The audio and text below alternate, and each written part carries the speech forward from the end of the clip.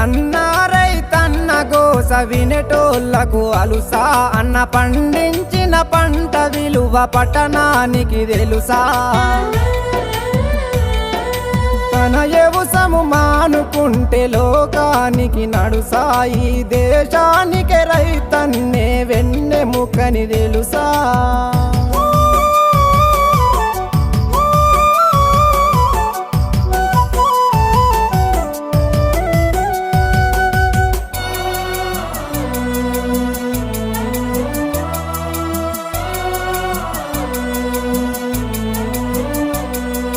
బీడు భూమి పొతం చేసి కోడి మేకలెరువులేసి